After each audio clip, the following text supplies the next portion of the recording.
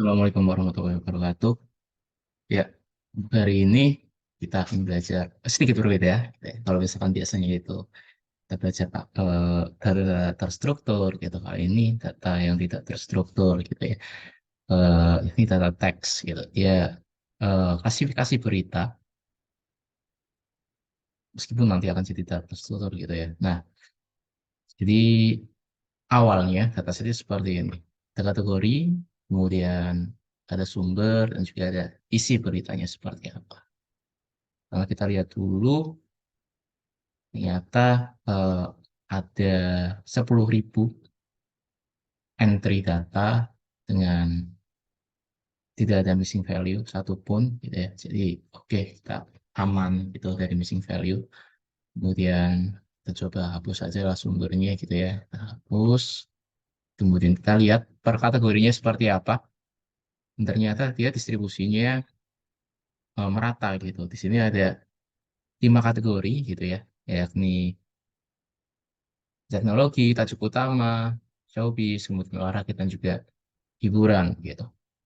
Nah, masing-masing itu punya 2.000 entry gitu per apa per kategorinya.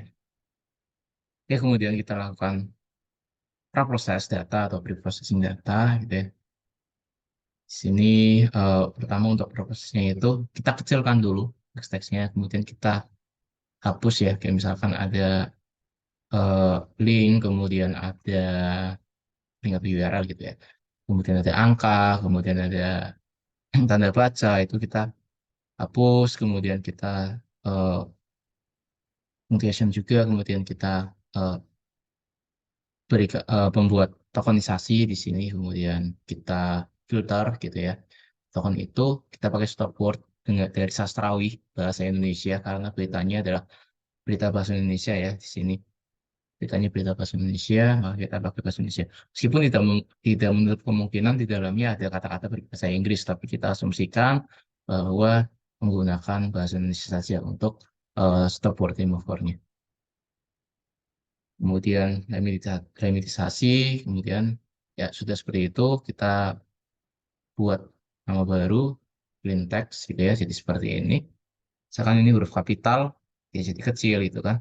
Kemudian menghilangkan beberapa kata-kata yang di stop word itu, ya misalkan pada gitu kan. Kemudian hari itu hilang, kemudian menguap, tetap menguap. Ada beberapa yang mengubah, kayak misalkan jadi kata dasar itu ada yang akan diubah jadi kata dasar. Jadi kemudian masuk ke feature engineering, pertama kita bagi dulu ya, jadi variable X dan juga Y. X-nya itu adalah data bersihnya yang setelah di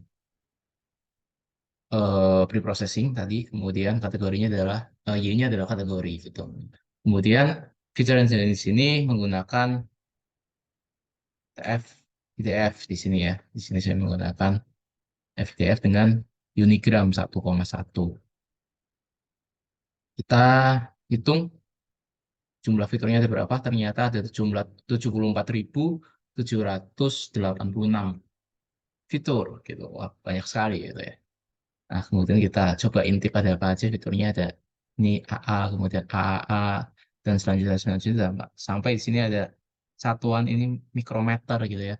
Kemudian sini entah ini apa, mungkin menggunakan bahasa Jepang, sorry, Korea kali ya, tulisan Korea, Korea ini saya kurang tahu. Kemudian TF-IDF-nya kita ubah jadi suatu matriks itu, jadilah seperti ini, jadi array.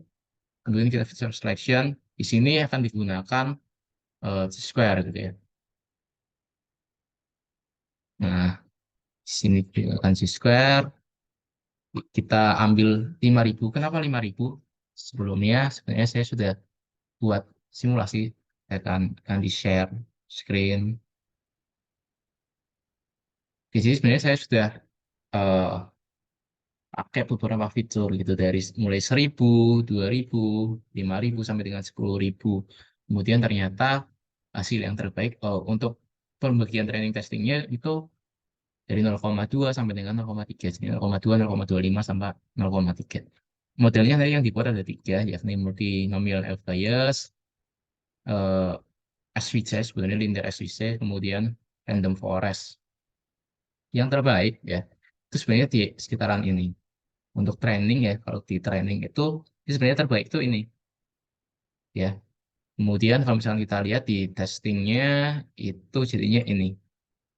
Nah, tapi masalah di sini apa masalahnya adalah jumlah fiturnya terlalu banyak. Ada jumlah fitur yang lebih sedikit, tapi secara akurasi dia mendekati, yakni di ketika fiturnya 5.000 dari ini kan cuma setengahnya aja ya, tentu akan berpengaruh ke waktu training gitu dan juga waktu untuk prediksi gitu. Nah, di sini dia mendekati nih, ada yang mendekati yakni 0,919, kalau di sini 0,92 gitu. Nah, di sini ketika dia fiturnya sebanyak 5.000 kemudian pembagian training juga testingnya 0,2, di sini dia hasil testingnya itu 0,925, mendekati sekali dengan yang ketika dia 10.000 dengan eh, pembagian training testingnya 0,25 gitu. Meskipun ini juga bukanlah yang terbaik gitu. Yang terbaik itu ketika dia pembagiannya 0,25 training testingnya.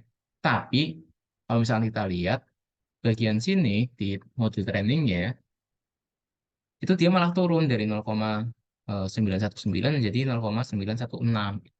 Makanya saya memilih yang bagian sini ketika dia menggunakan SVM, kemudian fiturnya ada 5.000 dan juga trend testingnya 0,2 perbandingannya.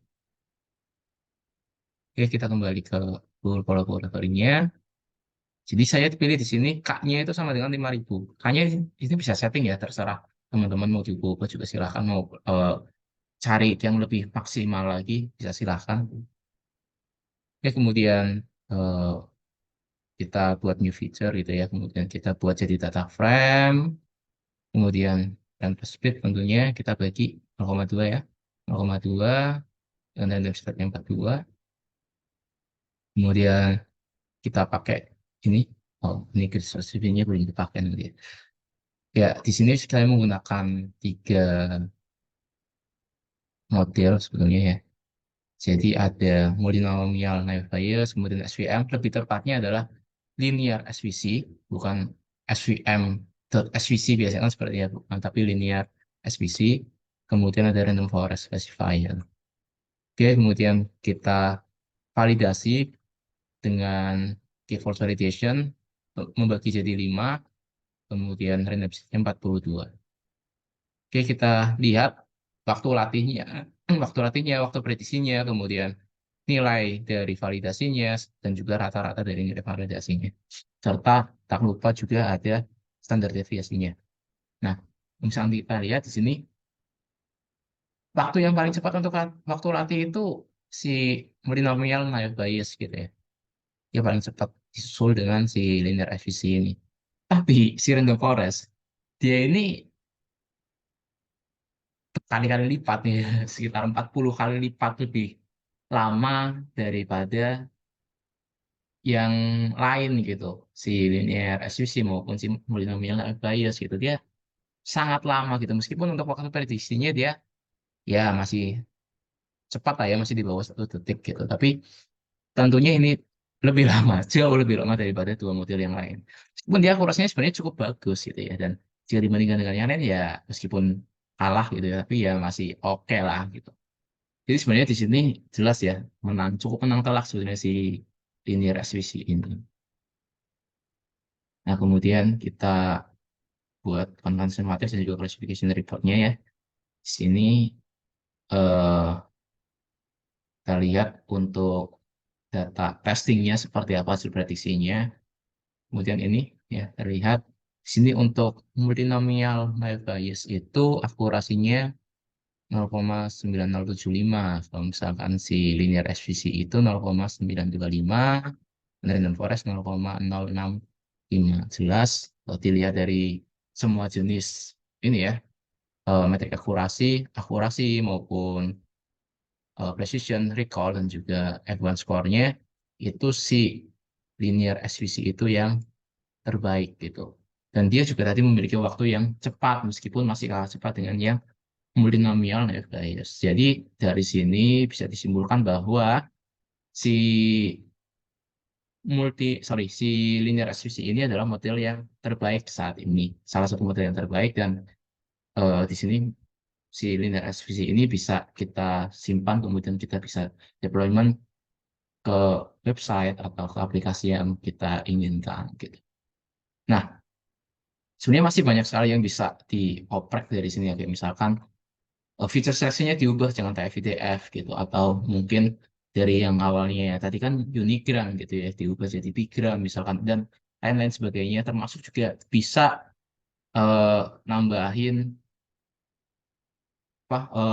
hyperparameter tuning sih ya di akhir. Di sini masih sangat mungkin gitu, jadi masih banyak teman-teman yang bisa dikerjakan dari sini.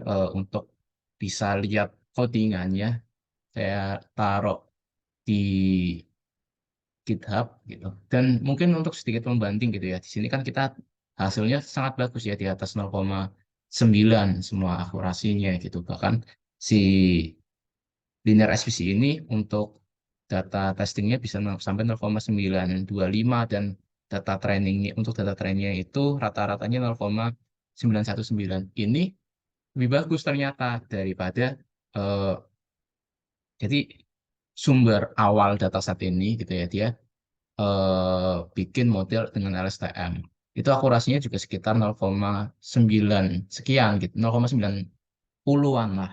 Jadi nggak sampai 0,91 malah. Jadi kita lebih bagus gitu untuk model linear SVC daripada dengan model LSTM. Jadi ini juga mematahkan ya bahwa ada anggapan mungkin orang-orang yang baru belajar akan machine learning, wah deep learning itu pasti akan selalu lebih baik daripada machine learning. Itu enggak ya teman-teman. Itu ya kalau yang masih belajar-belajar mungkin akan mengiranya seperti itu. Tapi sebenarnya di dunia nyatanya tidak seperti itu. Oke, mungkin cukup sekian dari saya. Silakan teman-teman bisa oprek lebih dalam lagi di sini ya. Dan selamat belajar. Saya akhiri. Wassalamualaikum warahmatullahi wabarakatuh.